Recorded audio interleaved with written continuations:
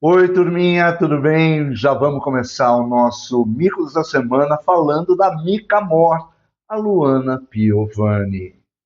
A atriz foi contratada pelo Sindicato de Servidores do Banco Central, o SINAI, do Distrito Federal, por R$ 300 mil para gravar um vídeo, que tem 3 minutos e meio, falando contra a proposta da PEC que prevê autonomia financeira e administrativa à autoridade monetária. Trouxe um assunto aqui que é importante porque ele não é muito popular, né? Ele não é sobre praia, é sobre aposta. Ele é sobre coisas financeiras, o que eu tenho dificuldade de entender, por isso fiz umas anotações, inclusive tive que dar uma estudada e pedir ajuda aos universitários para poder estar aqui conversando com vocês. O nosso Banco Central é vinculado ao nosso governo e às suas escolhas.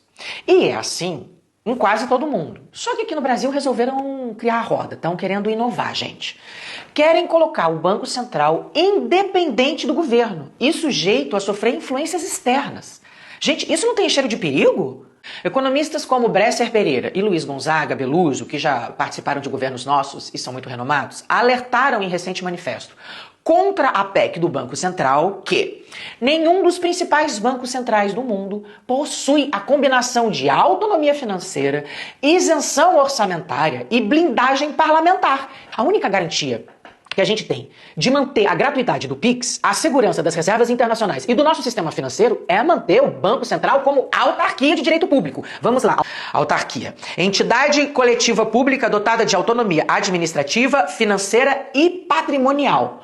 Colocar o Banco Central numa lógica privada vai enfraquecer a autonomia técnica dele, a fiscalização e também a regulamentação do sistema financeiro.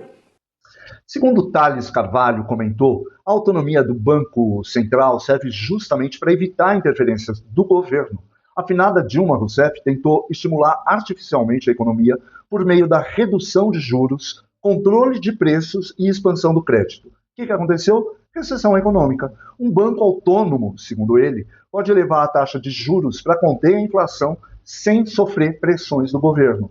Os investidores confiam mais numa autoridade monetária que toma decisões técnicas em vez de políticas. Sem autonomia, a política monetária é utilizada para atender interesses eleitorais de curto prazo, aumenta a inflação, perde a credibilidade perante os investidores e os juros aumentam, fazendo com que o povo perca o poder de compra.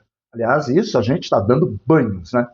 Segundo M. Borges, a independência ou autonomia do Banco Central é a regra nas principais economias do mundo. Entre os países que adotam esse modelo, ao contrário das burrices que a dona Luana prega por aí, estão Estados Unidos, Reino Unido, Japão, Suíça, Canadá, Coreia do Sul, Austrália e mais 20 países que compõem a zona do euro, administradas pelo Banco Central Europeu. Inclusive Portugal, onde vive a bonita que divulga fake news, paga e nem pesquisa sobre a realidade dos fatos. Né? Então, Luana, querida, cala a boquinha, você já falou demais durante 3 encarnações, ok? Episódio Eu Sou uma Freira no Puteiro. Vamos falar de Cazé, Tabata Amaral e seu maridinho. O Ministério da Justiça abriu uma investigação contra a Cazé TV para apurar se o canal realizou publicidade abusiva de apostas esportivas, as bets, durante a Copa do Mundo. O processo foi motivado por denúncias de que as transmissões estariam induzindo o público, inclusive jovens, ou talvez principalmente os jovens, às apostas impulsivas e ao endividamento. Claro que tá, né? Nem precisava pesquisa para isso. Bom, o apoio público de Casimiro ao presidente Lula em 2022 voltou a ser um assunto nas redes, porque o cara fez o L grande, bonito, né? Criticou o Bolsonaro, babou em cima do bebum e agora vê que esse governo do amor, que aliás só ama a grana, o imposto, o poder, o capitalismo e odeia o povo pobre, o desmazelado, porque esse governo do tão querido e apoiado Lully vai investigar a sua Cazé TV por anunciar demasiadamente as bets. Eu vou votar no Barba, não tem jeito, tá ligado? Porque se o Bolsonaro tá de um lado, eu tô do outro. Essa onda do Cazé ganhar a Globo não vai tão longe assim, já que há estudos de que o sistema vai conseguir calar o Cazé rapidinho e que na próxima Copa de 2030 ele vai estar bem fora, simplesmente porque o governo, a CBF, a Globo, a imprensa em geral estão concomunadas. E qual o posicionamento do Casemiro? Ele defende os anúncios, afirmando que as bets são a principal fonte de receita que permite à Cazé TV transmitir grandes eventos e que ela, a Cazé TV, emitiu comunicados informando que suas ações comerciais seguem a legislação brasileira e o Código de Defesa do Consumidor.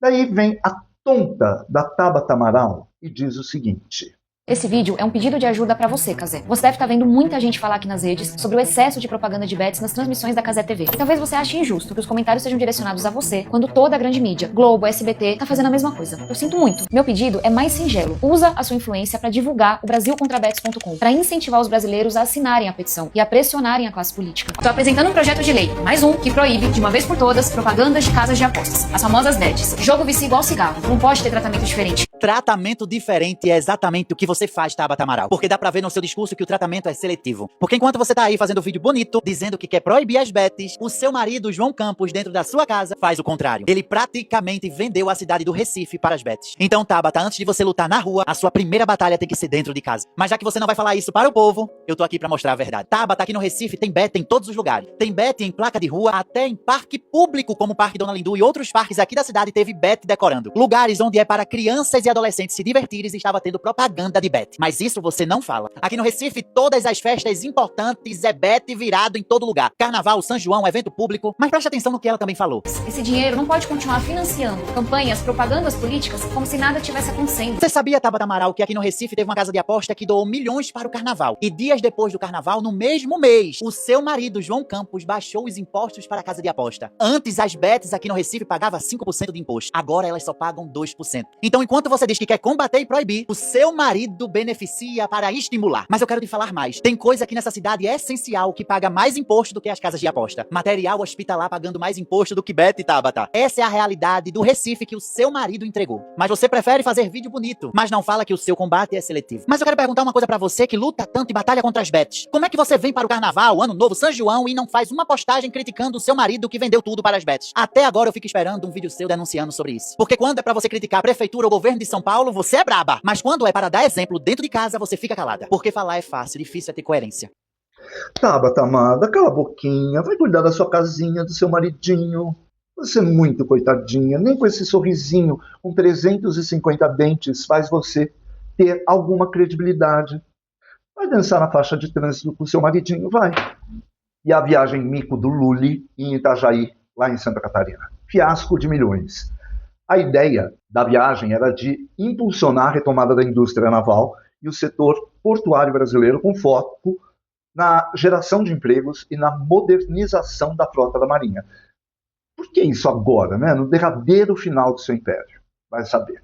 Tudo para mostrar trabalho, um trabalho que não foi feito nas 2 últimas décadas, agora ele quer correr para ver se ele ganha alguns pontinhos a mais na próxima eleição. A imprensa comprada divulgou que a visita ocorreu sem grandes aglomerações públicas na área externa, mantendo um perfil mais restrito e focado na comitiva oficial, nos ministros e nas autoridades militares. Mas vamos à verdade, né? Foi construída uma infraestrutura para receber 700 pessoas e todo aquele aparato de segurança que lhe é normal quando o Lula vai se apresentar em algum lugar foi acionado. Mas apenas meia dúzia de gatos pingados compareceram. Foi um fiasco, mas um fiasco monumental. A grana nossa investida em eventos desse tipo é igual pegar milhares e milhares de notas de 200 e picar. Para piorar, o Lula e a sua boca de latrina, vestido a caráter como um mafioso que ele é, criticou tudo.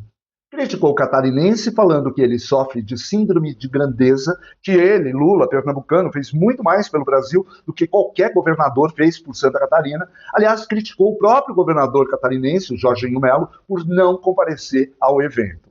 Aliás, parabéns, Jorginho, você deve ter coisa muito mais útil para fazer na tua vida.